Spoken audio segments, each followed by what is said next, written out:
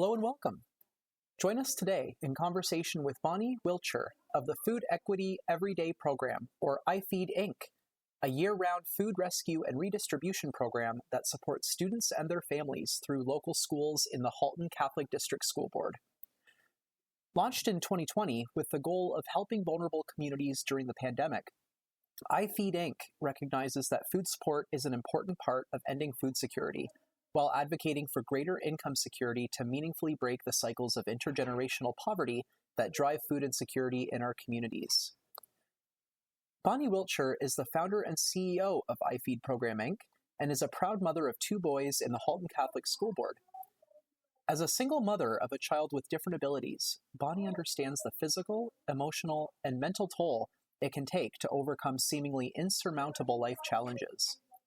Through the kindness, love, and support of others along the way, Bonnie continues to do this meaningful work in Halton's communities to support others. When it comes to addressing child poverty in Halton, of which food security is a key part, it really does take a village. This conversation complements our Community Data Watch report for April on household food insecurity in Halton, which is available on our website at www.cdhalton.ca.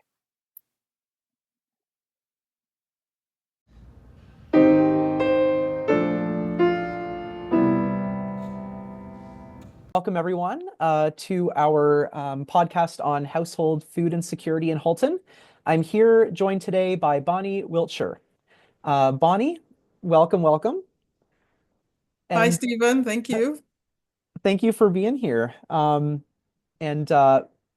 would like to jump into the first question, if that's okay. Yes, sure. Let's do it. Okay. So Bonnie, so in thinking about iFEED Halton, what are you working on right now that you're most excited about? So actually this year, maybe I should give a little background about, just a quick background about iFEED. The iFEED program stands for Food Equity Everyday Program, and we are a federally incorporated not-for-profit that was launched in 2020 during the COVID pandemic. And it was really funny the way it was launched.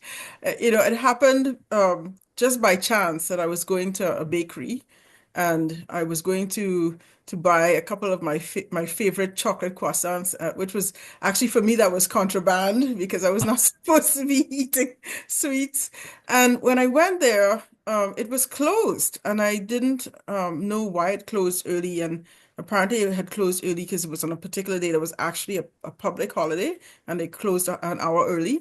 And I saw them bringing out large bags of bread and situating those bags on the pavement. And I was like, why are they putting that bread on the pavement? I was thinking, bread shouldn't be sitting on the pavement, So I said, let me go find out what's going on. So I got out of my car and I said, what's going on? Why is there some bread, in bags, and you're bringing out these bags, where's the bread going? And they explained to me that if they don't, they're not a bakery. Bakeries don't typically store food overnight. So if there's nothing picked up by the end of the day, bread is not picked up by a charity group, it has to be taken to the landfill, so to speak, so put out the garbage. So I asked them, and remember this is COVID lockdown time, so I said, so how often is this happening right now? Because I know that probably there were places that were experiencing, this, loss of people coming, into the food environments and whatnot. So I said, how often is it happening? And they said, well, right now, about 5 times a week. I said, 5 times a week? I said, how can I help? And that's how it started. I said, how can I help? And they told me that I can sign up and I can pick up bread. They have charities that come on particular days, but right now a few of the charities have had to drop out temporarily because they didn't have volunteers to pick up the bread. And so I said, okay, sign me up. Let me know what the charities are so I can find out why they stopped. So I literally just ran to the department store, picked up these giant food bins, and came back the next day and started packing up at the end of the day and taking it home and thinking, wow, what have I done? The whole house smells like a bakery. How am I going to disperse all of this bread? But I started just asking in the community if there were people in need, Oh. of food support, because I knew that food support was going to be a challenge, right? And also food equity is linked to income insecurity. And with Mm. some of the families losing their jobs or having to stop working because they couldn't go into workspaces where they had to be in person, so they couldn't get paid, I knew there was going to be a need. So that's how the iFEED program started, right? And when it started, we were picking up 5 days a week. Wow. Now, of course, we've slowed down that amount of pickup. But what happened quite just it happened really organically is that I naturally said, "Oh my gosh, let me think about when lockdown, when we go off of lockdown, who can I support?" So I started with Mm. my son's school. He was going to one of the local elementary schools at the time, and I reached out to them, and I knew that they had programs. There are other programs that are in schools supporting families. And I said, if you already know who you're supporting, let me know how you're supporting them and see if there's a gap I can fill. And there was a gap because usually these other programs, they support the students, they provide like meals in the school, or they provide bags of certain food, whatnot. Some of the programs provide like gift cards for groceries. And I was providing the service of supporting the entire family as a whole because food Mm. insecurity is not just about the one individual. If the one individual is experiencing it, then the whole family as a unit is experiencing it.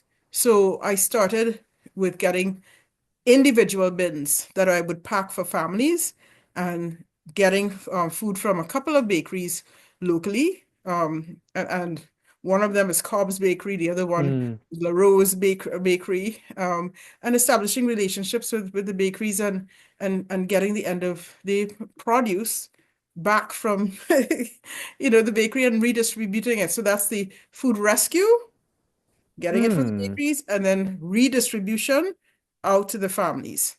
And I also had discovered that some of the agencies who didn't have volunteers were happy to still receive the bread.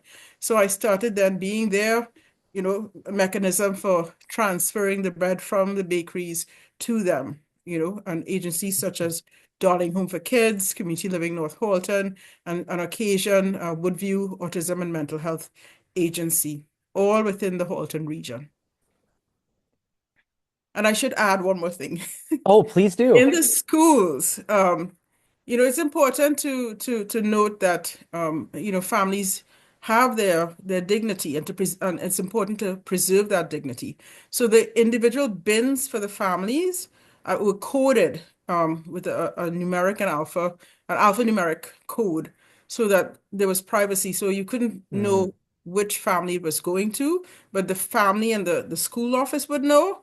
And so the schools would pick up the bins from me and then carry them to the school, and the families would get the bread there. And they each having their own bin, so they're not like having things looking as if they are in bags, that they have Mm. to hold away.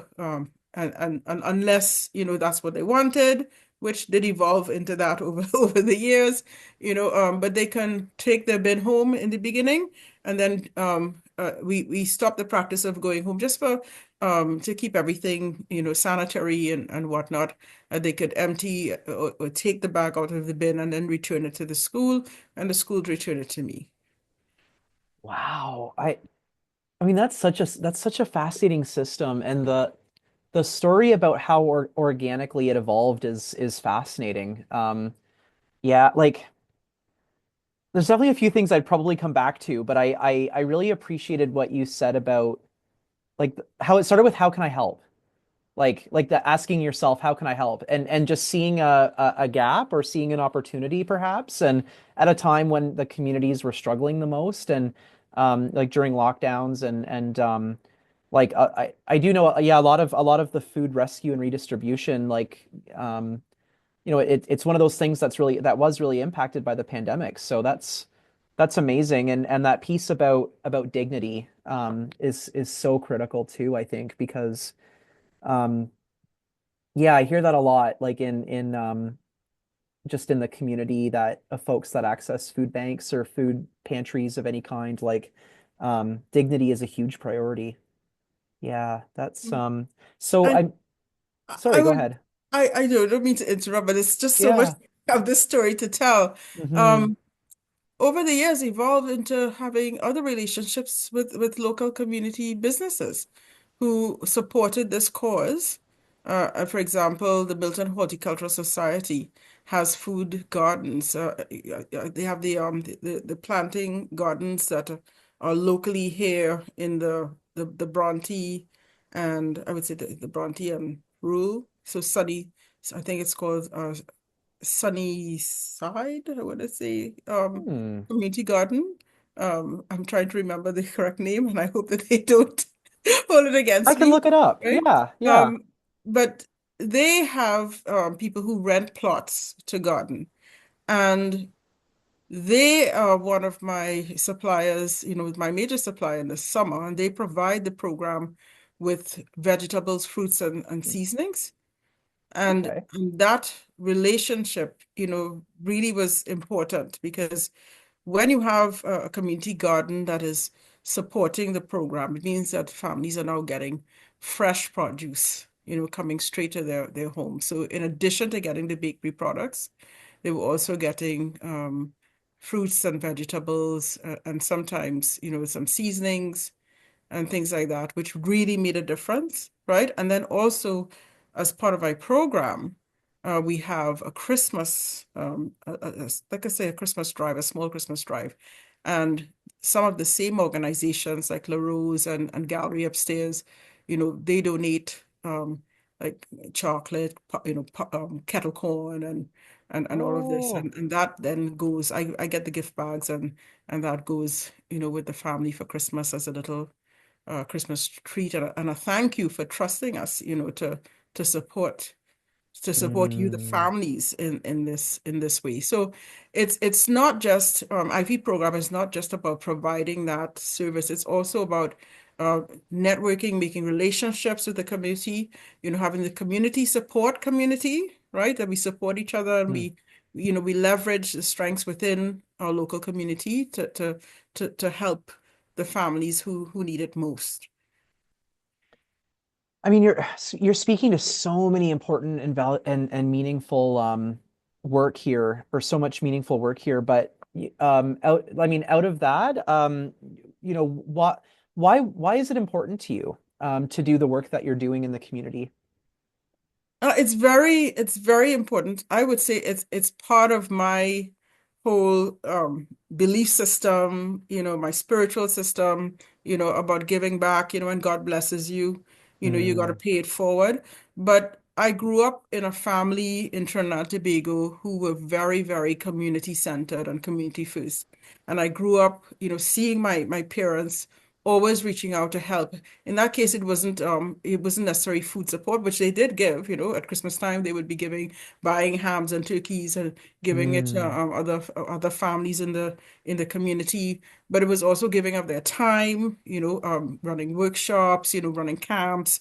It was also giving of their space. Sometimes we ended up having, people, young people living with us in the house, who Oh. needed temporary accommodation, and they helped tutor them and all of that. So it was just about giving, if you were blessed with gifts or talents or privilege or means, that you could pay that forward. So I grew up in that sort of the giving spirit.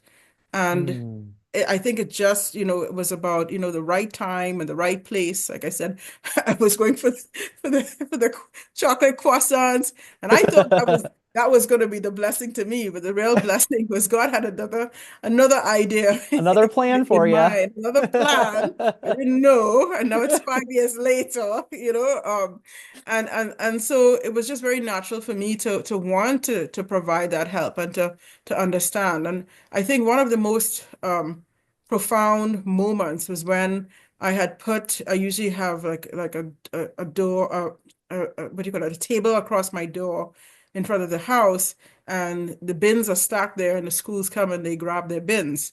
But on one occasion, a school was running a little late in grabbing their few bins, and I went out to check on the bins, and one of the bins was empty.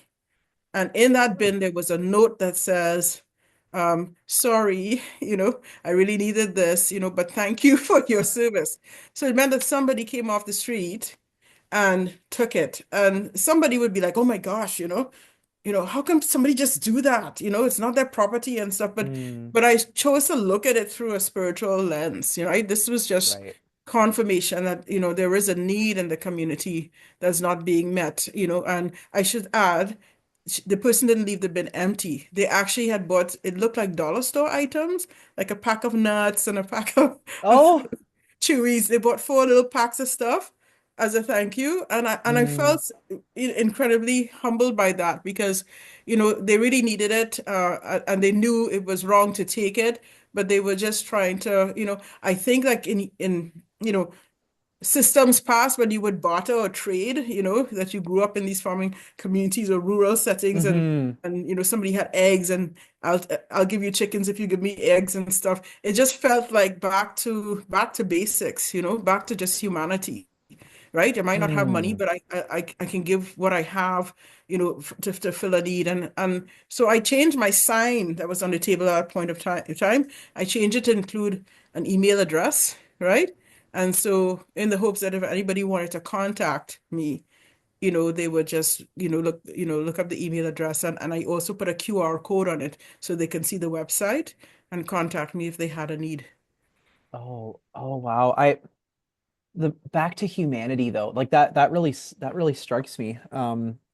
It's almost like just unmediated connection, yeah, like if like there's a need here and a resource here and a relationship that can form in between and there's no yeah, like that yeah, that connection and relationship is yeah, like that really resonates with me. Yeah, and What it's about. We have to start understanding that we are a community, and, to get through hard times, for example, what's mhm, happening in the world now, we have to maybe stop the noise, that we're accustomed to. Everybody's going on their busy schedules and then going at a rate and stuff. And sometimes they see somebody pass them, but they're not realizing, okay, something is different about this person. Something's right. going on, right? And that person is like what I call the walking wounded, and you don't even know, right? Hmm. So you have to slow down and realize, there might be some people in passing that we can't help. And I mean, everybody needs help at some point in time. And I know, I feel that when I take my time and I help others, I don't really worry about my own problems. I think God just takes care of my problems when I'm Mm, helping other people's problems. I mean, they're there, but there is a joy and a blessing in the ability to give, right? And I see mhm, that resonating with people. I see that when, for example, I'm building in things about the program. We provide support all year round, which is different from the other larger programs, that, when schools close, you don't have the program in the school anymore, the parents. We continue year round all through holidays sessions. So there's a seamless provision mm, of food support. So during the holiday times, the parents trust us enough to pay at our front door than to get it from us directly. So we see who they are. And you have the most extraordinary conversations with these families, right? And you mm, establish that even closer relationship with them. And sometimes you hear some of their stories as well, and what's going on in their circumstance, and in general as to why they need, help on different levels. And I always, I'm really in awe, when, families say, is there something we can do for you? Do you need any mm. volunteers? So Yeah. it's that organic reciprocal relationship, or somebody might leave a box of cookies on my table, or something, to show appreciation, even as they're struggling, they're still giving because they feel so blessed and they want to give something even though they don't have to give. But it's just that relationship, right? That happens. And some of these families were there from the very beginning. So it's the fifth year going, and there's always something new to talk about. Well, and everyone has a story, don't they? And I think That's right. and when we hear people's stories, it's like they're not just stories of need, like the way that we're sometimes depicted if we're accessing a service or a support. It's like oftentimes I'm struck by like the strength and resilience in people's stories and like the gifts that they have Exactly. and like you said like when like people come and access your service but then they want to give back too because they know Yes, that they have something to give to contribute in some way and I think that that's so powerful. I think so too. Makes it Hmm. all worthwhile. Yeah, I I've definitely heard that from folks that have like, the walking wounded, as you put it, like people that have these deep, deep wounds and traumas, but when they're able to get to a place where they, have relative stability, they're often they want to give back from because of the support that they received. And yeah, it's very heartwarming. Exactly. So I mean, you mentioned a lot of really lovely things here, but what's already happening that you'd like to see more of? I think I'm excited about the fact that this year we got the youths involved. So every Oh, year I said, okay, I'm gonna reach out to the high schools. The high school students who need credits. I'm gonna reach out to them and get the high school students. And I did, and there wasn't much uptake in the beginning. But this year we got some high school students, and who, of course, doing it for the credit, but then learning what learning about the cause, learning what the issues are, learning why we're doing what mm, we're doing, and why it's important, and having that resonate with them, right? And I have to say that the first youth I had involved was my son. oh, One of my sons, he was the first person involved, and he was in high school at the time. And okay. he was very, very, very like seamlessly, no problem, want to have, you don't have to, pull him by he was all in, right? When he went on to university, right? Unbeknownst to me, right? I found out just by accident. He started up working and serving the community where he was. He went to Really?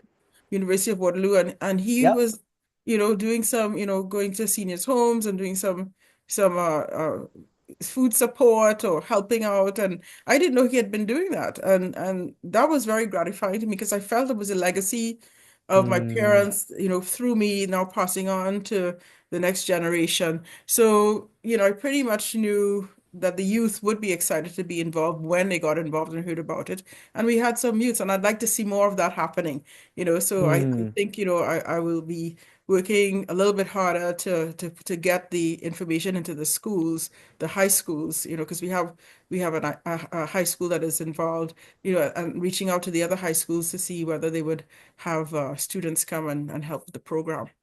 Right, it's an opportunity also to not only to be example and model to their peers, that working hmm. with community and volunteering of your time is important, but also, helping them to get some knowledge and education about, what food insecurity is and what the issues are, how it impacts their local communities, and at the broader level, Mm, it translates out across Canada, right? And the world. right. Right. It And like and the that's part of their knowledge and learning too, because you have to understand if you're building your critical thinking skills, you have to also look at what are the different pressures in the world right now that could impact that, can mm, increase that, right? And that helps them think more in terms of, when they're doing their presentation or work at school, and they have to think about topics or whatnot, maybe we can be looking at this, because this is something that it may not be impacting me right now, but it could impact me in the future based on things that are happening in the world. And of course, now with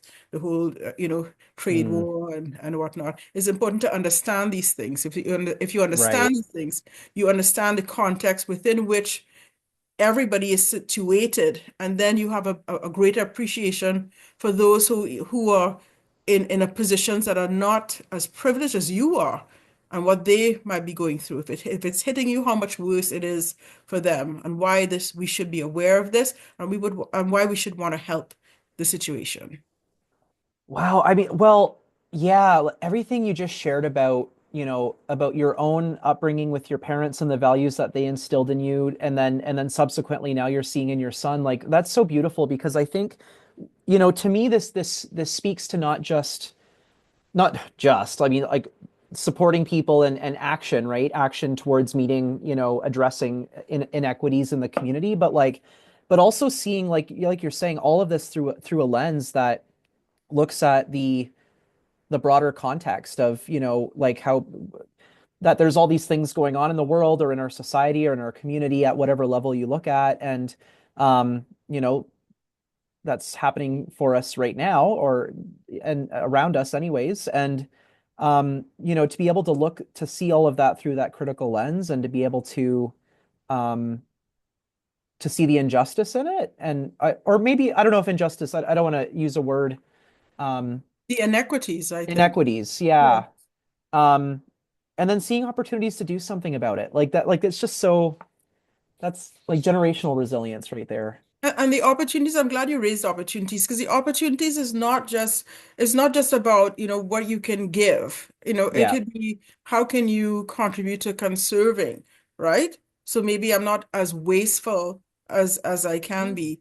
Maybe I start to think about, am I supporting the local economy? Am I supporting the local farmers, versus buying things that are imported from different countries? What am I doing to support the local context? Maybe I think about, maybe encourage my family to rent a community garden plot, so I do some Mm, gardening. Maybe I have, I can teach myself how to garden in my backyard, right? And maybe that grows produce, that I can share with my neighbors or whatnot. So you can do so many things in so many different ways to support mm, food insecurity, right? And that's a mindset that we need to be thinking about now, as, we face, losses or higher prices or whatnot, right? And so I think my next thinking of how to evolve the program is to maybe impart some of that knowledge, not just about, gardening and whatnot, but again, there's a saying, give a man a fish, he eats for the day, teach him how to fish, he eats for life, so hmm. how am I teaching people how to fish, right? And Yeah, how can that be a yeah. part of the program? So I think that would be the next evolutionary step of what we do here with the iFEED program. And maybe to some extent, like what you're saying about, encouraging our youth to get more involved in this work and help and exploring ways that like opportunities and what that could look like in different forms that could really help build that capacity of yeah, like to educate others in like seed planting or in even That's just right. seeing Because there, food in a there new could come lens. a day when a lot of these larger organizations, the smaller ones like me, we don't really get noticed. And that's okay because I'm not in it for the glory, so to speak. It's for the cause. But the larger organizations tend to be rescuing food from groceries and whatnot. But there may come a time when the groceries don't have that food to rescue, right?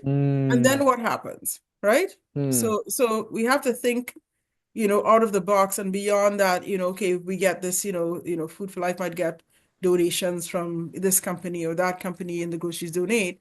But if we have a situation where there's not as much, food staying on the shelves, there's not much food going on the shelves in the first place because of the cost of rising prices and whatnot.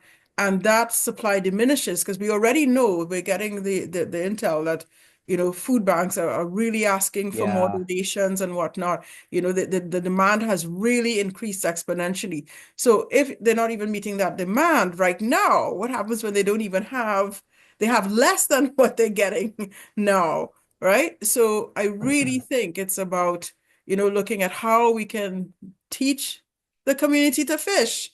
How can they Hmm. support themselves and sustain, that support so they're not as reliant on getting other things, and the joy of gardening and being able to, do farm to table yourself in your little Mm, spaces. And there are different ways to do that, not just even if you were living in an apartment, there's ways that you can, grow your own. Some people don't know how easy it is to grow your own food. But I really think that's the way to go, to look at how we can support people that way, right? 100%. I'm For the record, I'm building my my second ever vegetable garden this summer. So I'm Oh, yeah, very excited. Yeah, yeah. good for you. And what a cool like even neighborhood activity if like different neighbors had in a neighborhood had a different like vegetable gardens and they can trade food as That's needed an and excellent idea. You see, there you go. You see how we start just at to the neighborhood level. synergize, but that Yeah, makes so much sense, because maybe I just grow tomatoes and then the neighbor grows, cucumbers and so forth. And sure. then, it's almost like we say a susu, that everybody gets something. If you have 10 people with gardens in their backyards, and maybe those backyards feed those 10 people's families and so forth. I like that. So it becomes a family Hmm. community. So that's what you described there actually is a new model of how you do a Hmm. community gardening, right? And you build those And relationships in the meantime, right? That you know yes, are surrounding food, but don't necessarily have to have anything to do with food. You can just connect with people and that live near you. exactly. Exactly. That's precisely Oh. right. And then if I had to live in a perfect world, as I saw in some country in Europe somewhere, instead of having those, Scandinavia. yeah, instead of having those trees that we have, in going up and down, the residential areas, they should be fruit trees, right? Yes, Right? yeah. I've Why been are to a we having, few. if we're going to plant a tree, plant a fruit tree. So then you have public fruit trees, where people can pick fruit and different fruits going on the tree. And, I really think that we should be thinking about how we Hmm. use our green spaces to maximize and leverage things like that, So right? it's a yeah, thinking through like yeah, like the way that we use public spaces and yeah, because I think about some cities in Spain that I've gone to where like there's orange trees lining the streets and That's it's right. shade in the heat, so it meets that need, of course. Exactly. It's oxygen for the air and it's It's food good if for you're the hungry. bees, right? And we Yeah, have it keeps to the we bees have to up high support the and bees. Exactly. And it's food that you don't have to pay for. I think that would be, you know, and people would say, wouldn't people just be coming and taking all the fruits to sell? I'd like to think that we reach a stage where no, that there's no even need to be selling and getting because you're getting your it's already there. needs met, right? You can sell something else. I think in a utopic society that's what would be ideal. But I'm loving your model for the neighbors, in their Yeah. own backyards and sharing. Like Yes, nobody has to have a massive garden necessarily. You can just have the garden that fits in your space and then grow a couple that's of right. things and your And if neighbor you will grow don't other have the things garden and space, maybe you contribute to somebody else's garden space, right? yeah. And then you build relationships as you do that. Yeah, I Like can see there's no one way that. to do it and I think Yeah. or that's what I'm gathering anyway from this conversation like that there's lots of different creative ways we could address food insecurity and Yeah. um I think like one of the things that I come back to a lot as sort of a segue to our next question is you know, we can't do this alone, right? So what, and you've already been super ingrained or rooted, to use a plant pun What did there. you ask something, Blake? Did you ask if I do this alone? No, sorry. The question I'm going to ask is, what would you like, want, or need from the community to make this successful or more possible? Because you're not doing it like you're. I just wanted to acknowledge that, like with all your relationships you're developing in the community and what you're learning from other people, and based on what they need or what they want to see, and like there's all these relationships that are a part of this amazing work you're doing, and yeah, so I guess just as a general question, what would be helpful that you'd like from the community to make this um, even I more beautifully think from the successful? the immediate community, I'm getting okay from the local business community. I do get a lot of support, right? Because I have different businesses supporting in different ways, as I've said. From the local community, sometimes it's about, sometimes there are people who come to my door and they ask me about the program, and I say, if you know somebody who is in a situation where they need, some food support, let me know. Because food support could be a transient need, or could be Mm, a chronic need. Transient need could be somebody has just gone through like a dissolved marriage and perhaps lawyers and whatnot, and they're struggling. It's a single mom, a single dad, and he's just trying to get back onto his feet. That's a transient need, right? That you mm, support.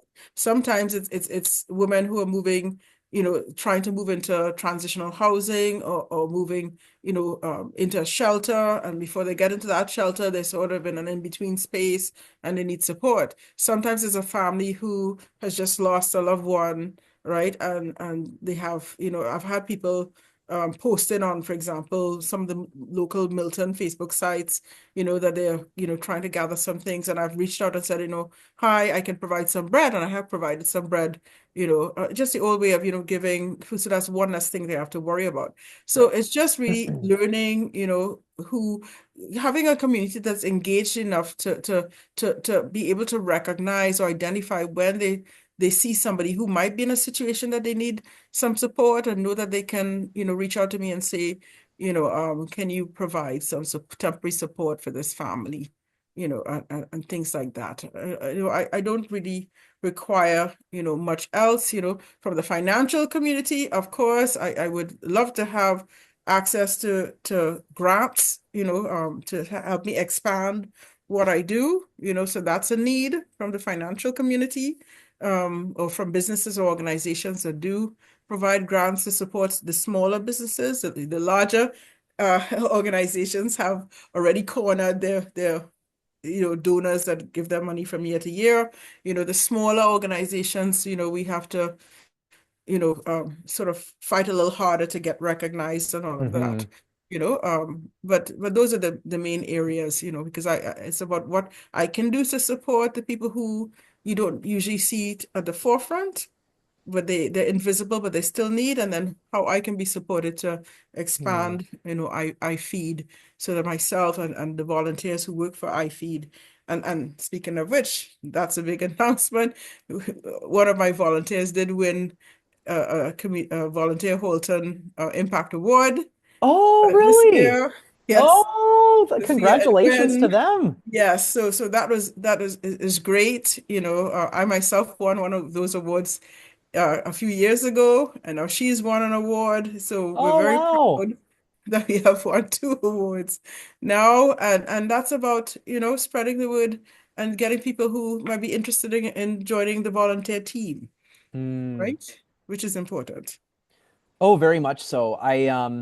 Yeah, oh my gosh. I mean volunteers and like that kind of engagement and giving that people are able to do, like it really does form a fabric in the community. Like it's um yeah, that's amazing. Um so from where you stand, Bonnie, what would be the best thing that could happen? The best thing to happen, Hmm. get that grant. Get that grant.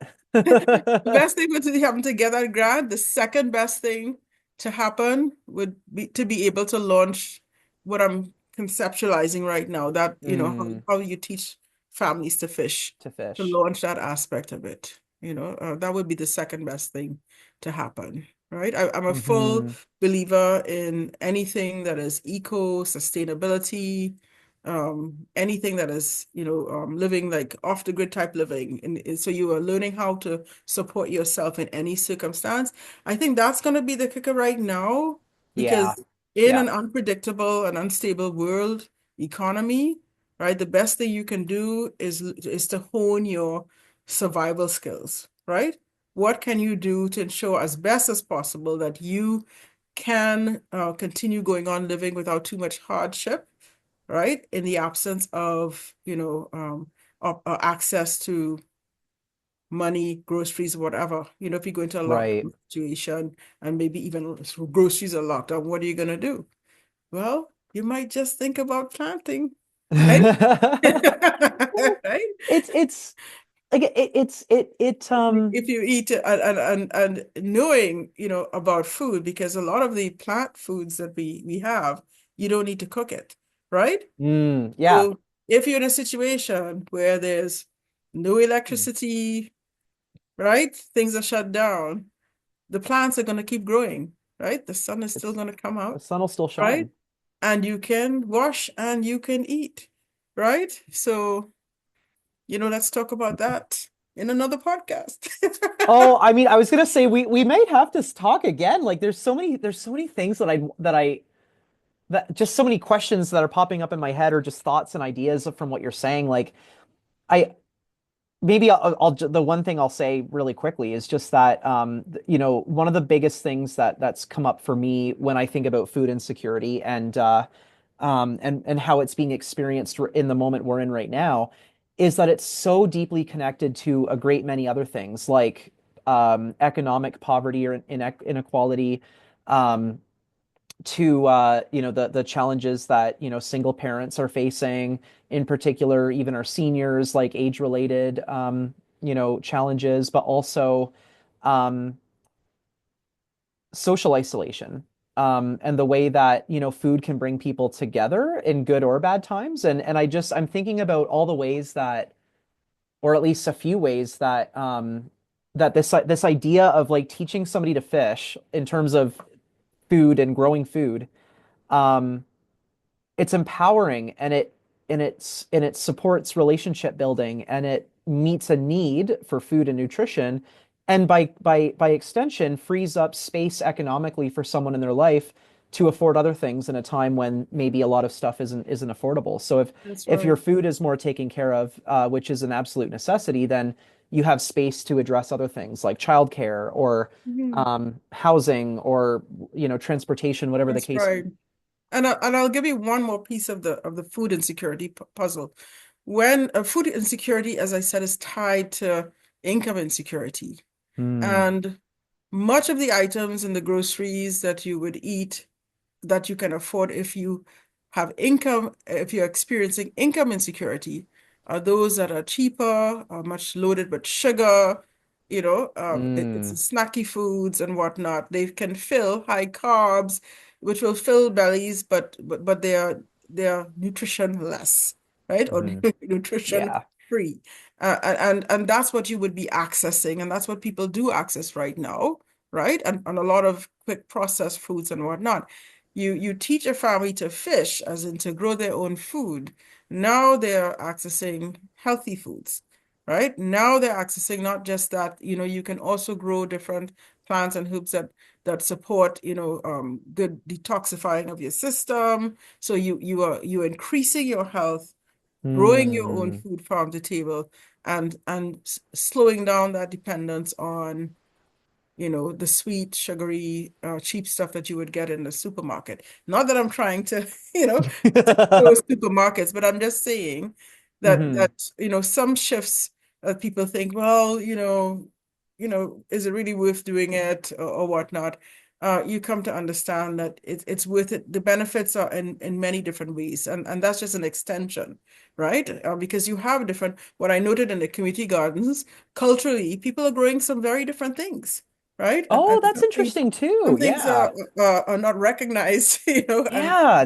says, what is that, And they explain. So people have things that they grow that they know. Some people don't know dill, right? They ask, what is Oh, dill? I love It's dill. culturally, they don't eat dill, so they don't know about dill. So there's an exchange too of knowledge and Yeah. understanding about different types of foods that you may not even have encountered before. And then you're adding that into your diet or trying that. Often I go to the grocery and I might pick up a cassava and somebody says, "Oh, what's that? How do you cook that?" Right? So Yep. so it's building communities, building that kind of conversation and understanding, cultural exchange. It's also Beautiful. building health. So there's a lot to be said, about how you can address food insecurity in a way that actually builds that family up, as Uh, opposed to and with lesser costs as well, right?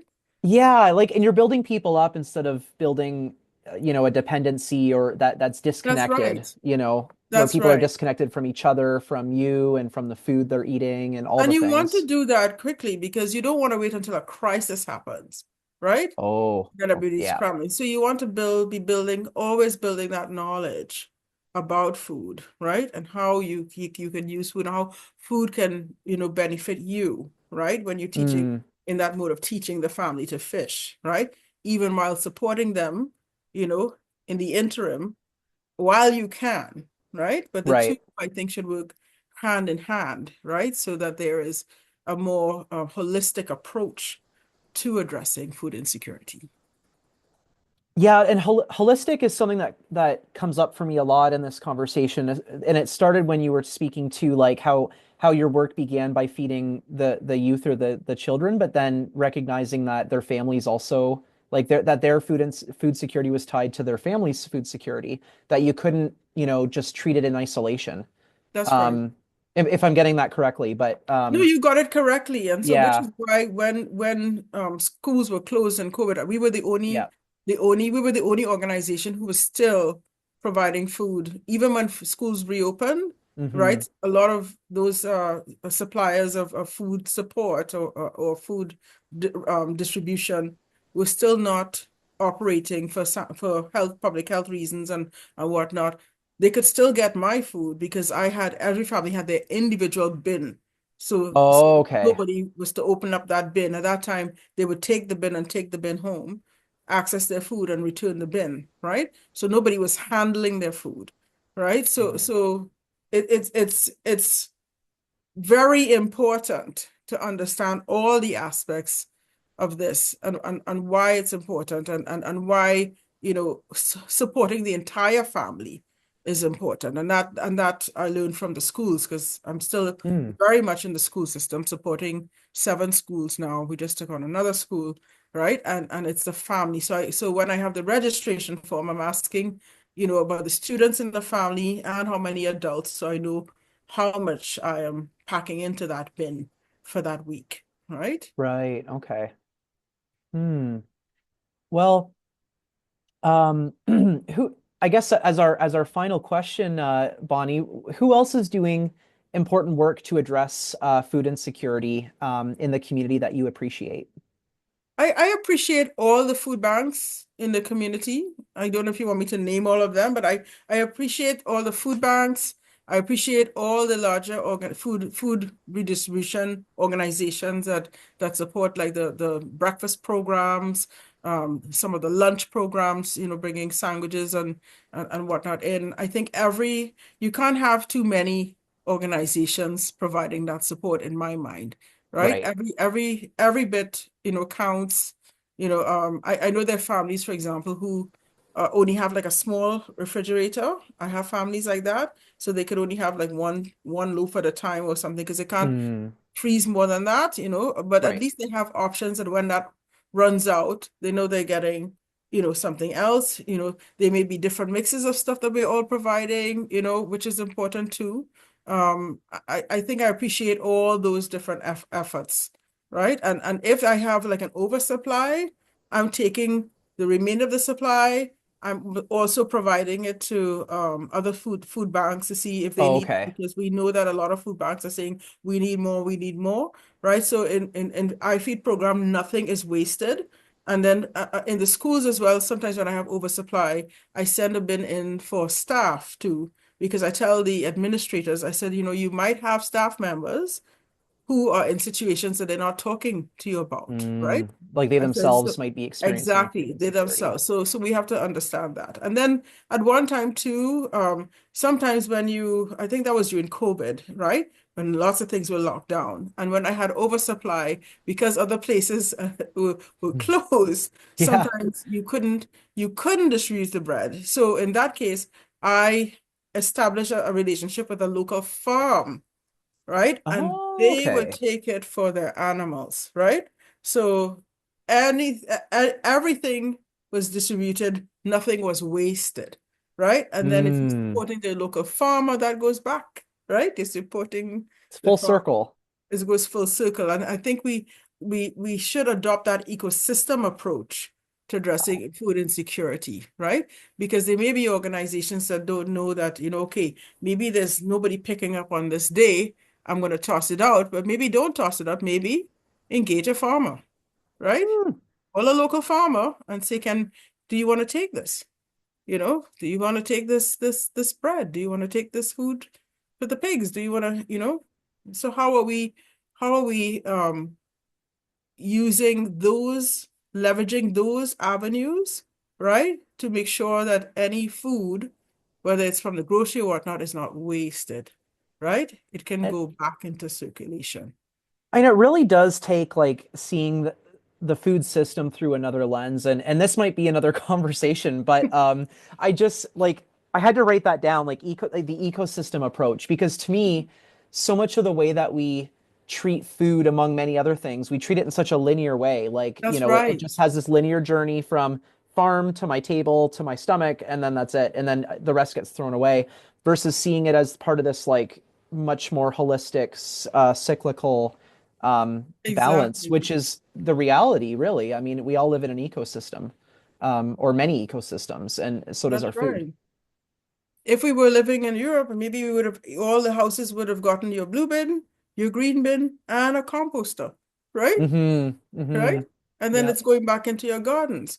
And maybe it's about teaching, as part of that, teaching how to The fish, teaching. that you no longer put your stuff in the green bin. We teach you how to convert that.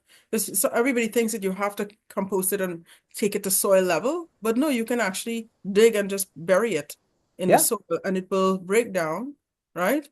And worms that are already there will make more worms, right?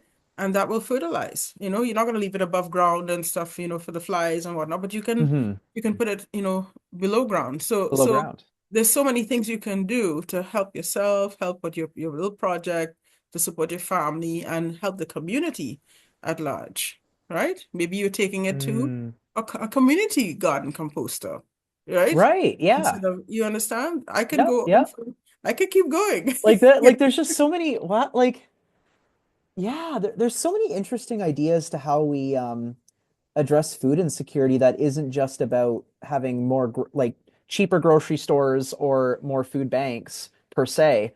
It's Hmm. about the relationship of it all, with each other, with between us and our food, and with like the decisions we make around our food and how we teach each other to produce it, um, Hmm. and how we redistribute it or ensure that nothing gets wasted, that it's all recycled back into That's that right. process or that And system. I experienced that, in the summers when I do go to the community garden, that the Milton Horticultural Society community garden, because Mm, they have families who have different plots, and they tell their families, if you have any extras or oversupply or whatnot, Bonnie's picking up on this day, just put it on this table. So it's again the full community supporting community, right? And community supporting that's community. yeah, and that's what we need more of. Oh, what a beautiful sentiment. So maybe we could leave it there for now, but I really enjoyed this conversation, Bonnie. Me too. Yeah, like this is so uplifting. Like what a way to end a Friday. It's like to I mean we're speaking to some serious issues, but also some serious solutions, which is very refreshing. I really enjoyed having this conversation. Yes, and Yeah. yes, what a way to end a Friday, right? Because it's always ending with hope, and With this is hope. the vision of hope for supporting food insecurity. So there you There you go. Well, thank you very much. go. Thanks, Stephen.